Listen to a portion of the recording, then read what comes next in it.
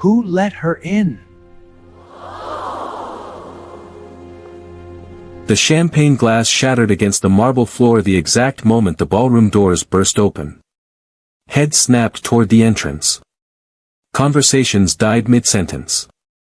Even the string quartet faltered, their violins dragging into an awkward silence. Richard Harrington turned slowly, irritation already forming on his face. Then he saw her. And for the first time in 25 years of hosting the most exclusive gala in Beverly Hills, the billionaire forgot how to breathe. Because walking through those doors, calm, poised, untouchable, was the last person anyone in that room expected to see. Nia Carter. The servant's daughter. 2 weeks earlier, the Harrington estate kitchen smelled like lemon polish and quiet exhaustion. Denise Carter stood at the long granite counter, sleeves rolled, hands moving in practiced circles as she buffed crystal glasses until they sparkled like they belonged in a museum. She had worked in this house for 12 years, long enough to know every creak in the floor and every mood swing of the man upstairs. Nia leaned against the doorway, backpack slung over one shoulder, watching her mother with that same thoughtful expression she always wore when she was thinking too deeply about something she hadn't said out loud yet. "Ma," Nia finally said softly. Denise didn't look up. You ever wonder what it feels like to walk into a room where nobody expects you to be small?" Denise paused mid-polish. Slowly, she lifted her eyes to her daughter. "Baby, what kind of question is that?" Nia hesitated, then held up the envelope. Thick. Cream-colored. Expensive enough to make a statement before you even opened it. Denise's brows pulled together. "What is that?" "It came in the front mail," Nia said quietly. "Addressed to me." Denise wiped her hands quickly on her apron and took the envelope. The moment she saw the gold lettering, her stomach dropped. Harrington Foundation Annual Gala. Her eyes moved lower. "Miss Nia Denise Carter." Denise's mouth went dry. "Oh no," she whispered. Nia studied her face carefully. "So it's real?" Denise let out a sharp breath and shoved the invitation back into Nia's hands like it might burn her. "No. No, baby. That man jokes too much. You just forget about that." But Nia didn't move. She just stood there, fingers tracing the raised gold letters. "You don't invite people by accident, Ma." Denise's voice tightened. "Rich people do a lot of things by accident." But the truth was already creeping into the room. Upstairs, laughter exploded faintly from the Harrington study, deep, careless, wine-soaked laughter. Nia's eyes lifted slowly toward the ceiling. And something inside her chest settled into a quiet, dangerous understanding. The joke had started 3 nights earlier. Richard Harrington lounged back in his leather chair, expensive whiskey swirling lazily in his glass while his poker buddies howled around the table. "You remember that story about the janitor's kid who became a CEO?" one of them snorted. Richard smirked. "Yeah. Everybody loves a good rags to riches fairy tale." Another man leaned forward, grinning. "You should add one of those to your gala this year. Might help the foundation's image." More laughter. Then Richard, already halfway drunk on Power and Macallan, waved his hand dismissively. "Hell," he said with a crooked grin, "we've got Denise's girl running around here after school sometimes." "What's her name again?" "Nia," someone supplied. Richard's smile sharpened. "Well then, invite the helps kid." The table erupted. "To inspiration," one man mocked, raising his glass. Richard chuckled and tossed back his drink. "Yeah. Let's see if Cinderella shows up." Someone actually told his assistant to send the invitation. No one expected it to matter. Back in the kitchen, Denise was pacing now, her soft house shoes whispering anxiously across the tile. "Nia, listen to me carefully," she said, voice low and urgent. "That room is not built for girls like you." Nia's chin lifted slightly. "Girls like me?" Denise stopped pacing, instantly regretful. "Baby, you know what I mean." Do I? There was no attitude in Nia's voice. That was what made it worse. Just quiet. Just steady. Just thinking. Denise rubbed her forehead. They're not inviting you to celebrate you. I know. That answer came too fast. Too calm. Denise's eyes snapped to her daughter's face. You know. Nia finally met her gaze fully. Yes, Ma, she said gently. I know exactly why they invited me. Silence stretched between them. Heavy. Honest. Dangerous. Denise's voice softened with worry. Then why you still holding that invitation like it means something? Nia looked down at the gold lettering again. When she spoke, her voice was quiet, but there was steel underneath it now. Because sometimes, she said slowly, people open doors thinking you're going to walk in embarrassed. Her fingers tightened slightly on the envelope. And sometimes you walk in unforgettable. Denise stared at her daughter like she was seeing her for the first time. Baby, she whispered. But Nia was already turning toward her small bedroom down the hall. Already thinking. Already planning. Already becoming something nobody in that big, expensive house was ready for. And upstairs. Richard Harrington laughed again. Not knowing. Not even slightly prepared. That the quiet girl he had invited as a joke was about to become the most unforgettable guest his gala had ever seen. And 2 weeks later. The ballroom doors had just opened. The whispers started near the back of the ballroom. Not loud. Not dramatic. Just a soft ripple of confusion moving from one designer gown to the next. Who is that? Wait. Isn't that the helps? But 2 weeks earlier, none of this felt real yet. 2 weeks earlier, Nia Carter sat cross-legged on her narrow bed, the invitation lying flat in front of her like it was daring her to make a decision.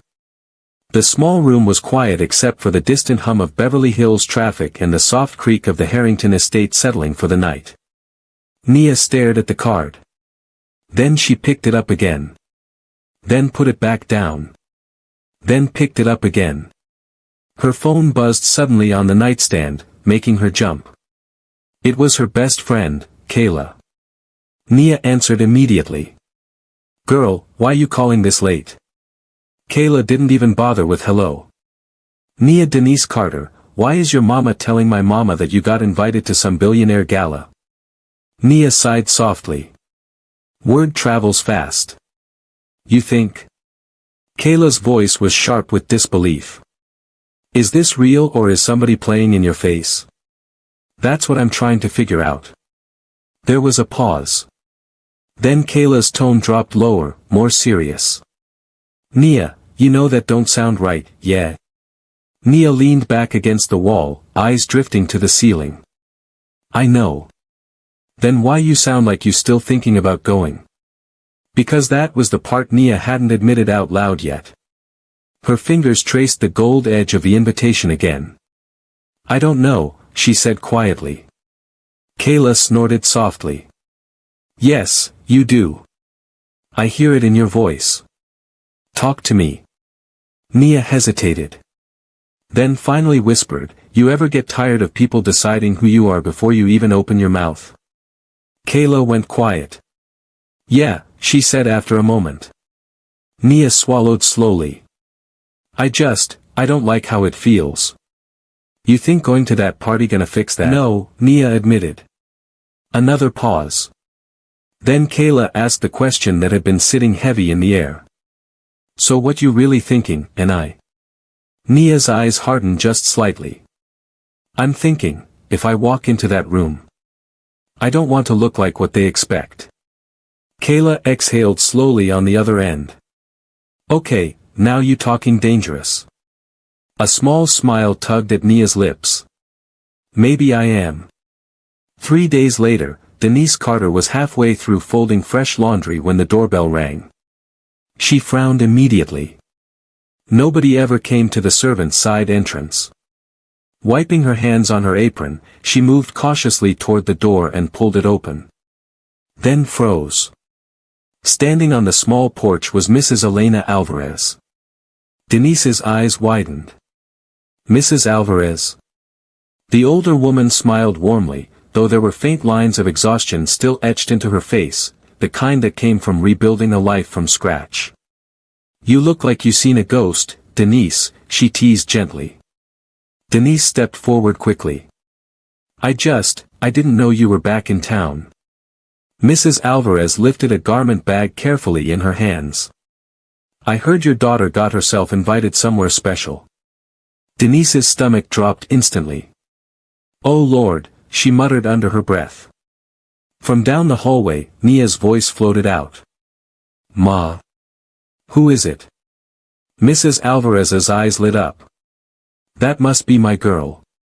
Nia appeared a second later, and the moment her eyes landed on Mrs. Alvarez, her entire face softened. Mrs. Alvarez, she exclaimed. The older woman opened her arms immediately. Come here, Nina. Nia stepped into the hug without hesitation. Denise watched them carefully, suspicion and worry already tightening her chest. When they pulled apart, Mrs. Alvarez studied Nia's face with quiet intensity. You grew into that confidence I told you was coming, she said softly. Nia smiled shyly. Still working on it. Mrs. Alvarez tilted her head slightly. You planning to go to that gala? Denise jumped in quickly. She is not. Yes, Nia said calmly. The kitchen went still. Denise turned slowly. Nia. But Nia didn't back down this time.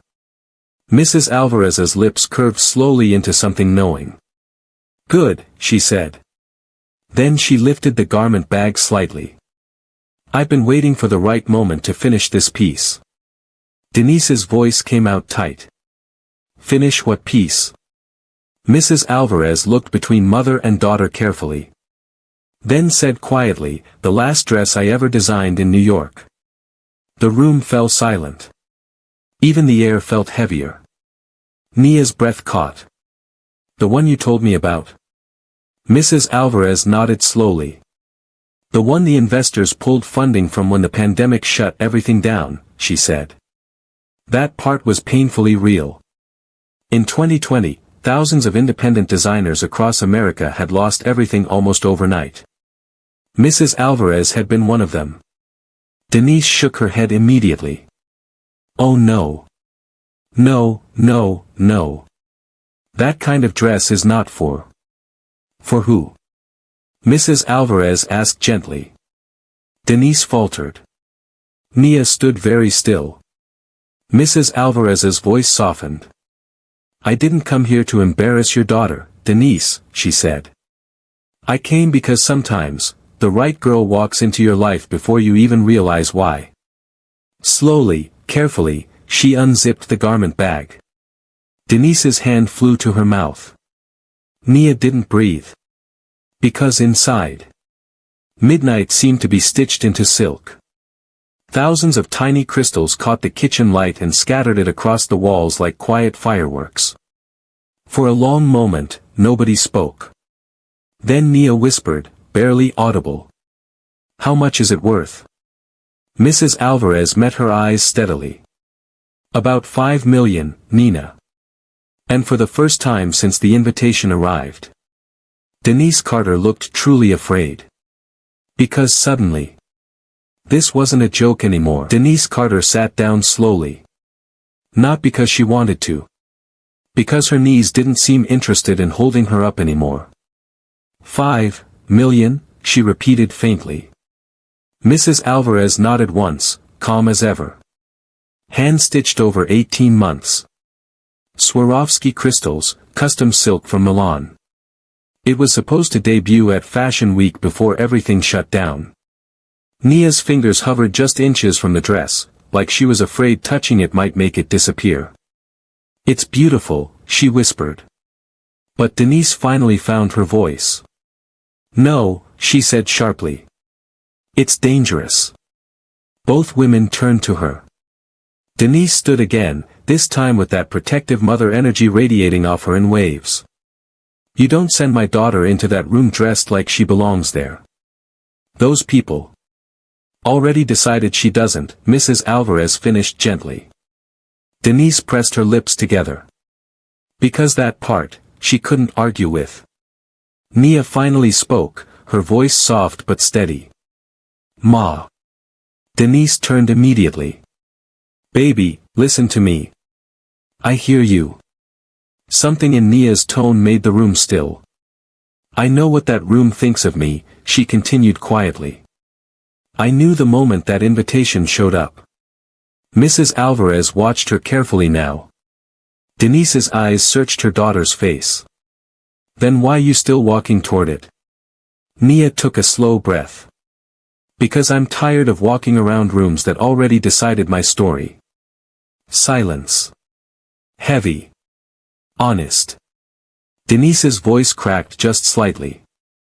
And what if they laugh anyway? Nia finally reached out and let her fingers brush the edge of the dress. The crystals shimmered under her touch. Then at least, she said softly, they'll have to look me in the eye while they do it. Mrs. Alvarez's lips curved with quiet pride. Denise wasn't smiling. Because mothers know things before they happen. And something about this night, something about the way the air felt, made the back of her neck prickle with worry. Gala night arrived wrapped in California gold. The Harrington estate had transformed into its usual annual spectacle. Valets moved like clockwork. Luxury cars purred into the circular driveway. Camera flashes popped like tiny fireworks against the warm Beverly Hills evening. Inside the ballroom, money was everywhere. In the silk. In the diamonds. In the casual way people held champagne glasses like they had never worried about the price of anything a day in their lives. Richard Harrington stood near the center of it all, perfectly at ease in his tailored tuxedo, laughing with a group of investors. You always outdo yourself, Richard, one of them said, glancing around the glittering room. Richard smirked. Excellence is a habit. Another man chuckled. You still got that, what do you call it, inspirational guest coming tonight? A few men snorted into their drinks. Richard rolled his eyes lazily. If she even shows up. Truth was, he had already forgotten about the invitation. Completely. Which is exactly why the moment hit harder when it came. Across town, inside a modest apartment that had never seen this much nervous energy at once, Denise was pacing again. Only this time. Nia stood in front of the mirror. Fully dressed. Fully transformed. Fully terrifying in the quietest way possible. Denise's hand covered her mouth for the third time in 10 minutes. Lord have mercy, she whispered. Because the dress wasn't just beautiful, it was commanding. The deep obsidian silk hugged Nia's frame like it had been waiting specifically for her. The crystals didn't scream for attention, they whispered it, catching the light every time she moved, every breath turning into something cinematic. But it wasn't just the dress. It was Nia. Her shoulders were back. Her chin lifted slightly. Her eyes calm. Not pretending. Not performing. Just, present. Denise's voice trembled. Baby. Nia turned slowly. Yes, Ma. Denise swallowed hard. You sure about this? For a brief second, just one, the 19-year-old girl underneath all that poise flickered through. Then the quiet confidence settled back into place. Yes, Ma, Nia said gently. Mrs. Alvarez stepped forward, making one final adjustment near Nia's shoulder. You don't walk into that room asking permission, she murmured. Nia met her eyes in the mirror. I know. Mrs. Alvarez's smile deepened. Good girl. 8:47 p.m. Back at the Harrington Gala. The night was in full swing now. Soft jazz floated through the ballroom. Laughter rolled between clusters of the wealthy and well-connected. Waiters weaved smoothly through the crowd with trays of champagne. Everything was exactly as Richard Harrington expected. Predictable. Controlled. Comfortable. Until the front doors opened. At first, hardly anyone noticed. Just the faint sound of movement near the entrance. Then one woman near the back frowned slightly. "Who is that?" Another guest turned. Then another. The whisper began. Soft. Curious. Spreading faster than anyone realized. Richard was mid-sentence when he noticed the shift in the room's energy. His smile faltered slightly. "What's going on?" he muttered. He turned. And time, for just 1 second, stuttered. Because standing at the top of the grand staircase was the servant's daughter. But she didn't look like anyone's joke. The chandelier light caught the crystals. The chandelier light caught the crystals of her dress and shattered across the ballroom in 1,000 quiet reflections. Phones started lifting. One by one. Someone near the front whispered hoarsely, "That dress alone is worth more than my house." Richard's jaw tightened slowly. Because now he recognized her. Fully. Clearly. Unmistakably. Nia Carter began to walk down the stairs. Slow. Steady. Unbothered. And with every step she took, the room got quieter. And Richard Harrington's confident smile was completely gone. The silence hit first. Not the polite kind. Not the curious kind. The heavy kind that settles over a room when everyone realizes something just shifted, and nobody knows how to fix it. Nia Carter reached the bottom of the staircase and stepped onto the ballroom floor like she had walked into rooms like this her entire life. Inside, her heart was beating so loud she was sure someone standing close enough could hear it. But on the outside, calm. Steady. Untouchable. Richard Harrington finally found his voice, though it came out tighter than he intended. "Well," he said slowly, forcing a thin smile, "this is unexpected." A few nearby guests shifted uncomfortably. Nia met his eyes directly. "Yes, sir," she said politely. "Thank you for the invitation." The words were respectful. Her tone was not. It was level. Controlled. And just bold enough to make the people closest to them exchange quick glances. Richard gave a short chuckle, trying to regain control of the moment. "You actually decided to come," he said. Nia tilted her head slightly. "You sent a formal invitation." "I didn't want to be rude."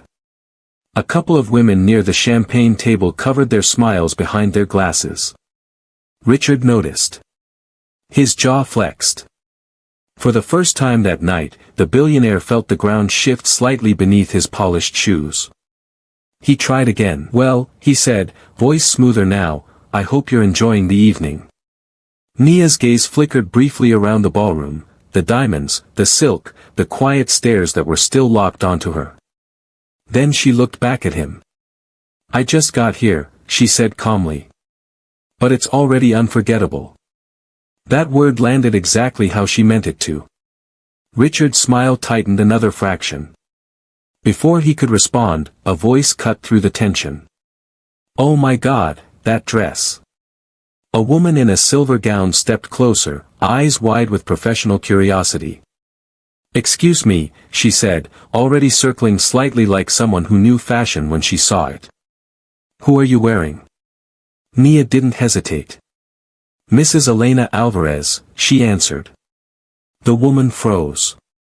"Alvarez," she repeated sharply. Now more heads were turning. Phones were definitely up. Because in certain circles, that name still carried weight. The woman leaned closer, squinting at the intricate handwork near the waistline. No, that's not possible," she murmured. "That collection was never finished." Nia's voice stayed soft. "It was," she said. The ripple that moved through the surrounding guests this time was different. Less amused. More interested. Richard felt it immediately. And he didn't like it. At all. By the time Nia made her way halfway across the ballroom, the energy had completely flipped. What started as whispers had turned into quiet clusters of attention. A photographer near the back muttered, "Yo, who tipped me off about this girl? Because somebody should've." Another guest was already typing furiously on her phone. "It's her posture," one woman whispered to her friend.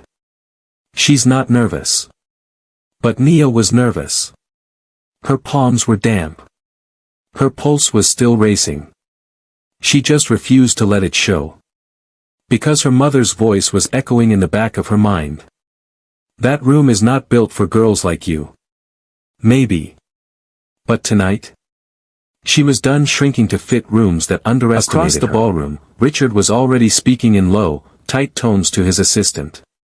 "Find out who leaked this," he muttered. His assistant blinked. "Sir."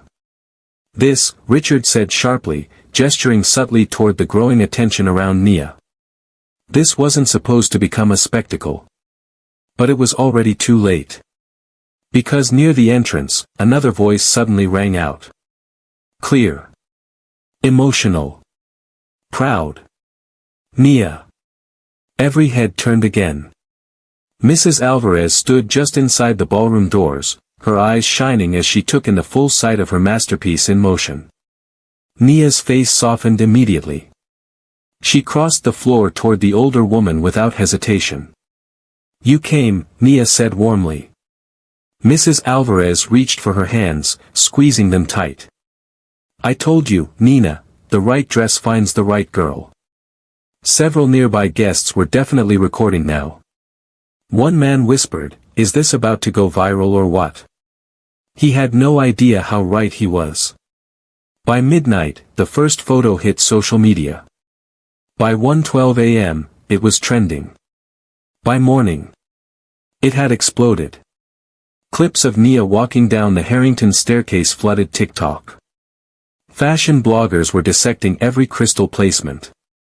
Someone dug up Mrs. Alvarez's old pre-pandemic designs and posted side-by-side comparisons. The headlines wrote themselves. And quietly, very quietly, the Harrington Foundation's media team began removing certain photos from the gala website. But the internet? The internet had already decided.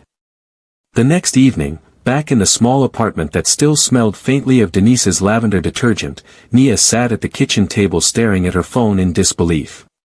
"Ma," she whispered. Denise looked up from the stove. "What now, baby?" Nia slowly turned the screen toward her. Denise's eyes widened. Followers climbing. Messages flooding in. Interview requests. Modeling inquiries. And one email sitting right at the top. From a major New York fashion house. Denise lowered herself slowly into the chair across from her daughter. For a long moment, neither of them spoke. Then Denise reached across the table and took Nia's hand. Her voice was soft. Thick with emotion. "I was so scared they were going to laugh at you." Nia squeezed her fingers gently. "I know, Ma." Denise's eyes shimmered. "You weren't scared?" Nia thought about it. About the staircase. About the silence. About the way the room had looked at her. Then she smiled, small, calm, and knowing. "Oh. I was terrified," she admitted quietly. Denise let out a watery laugh. "But you still walked in there like you owned the place." Nia's gaze drifted thoughtfully toward the window, where the California evening was settling into gold. Her voice, when she spoke again, was soft but steady. "Sometimes," she said, "people invite you into rooms expecting you to feel small." She looked back at her mother. Eyes clear. Unshaken. "And sometimes you walk in and change the whole room instead." Outside, the city lights flickered on one by one. And somewhere across Beverly Hills, Richard Harrington was still trying to figure out exactly when the joke stopped being funny.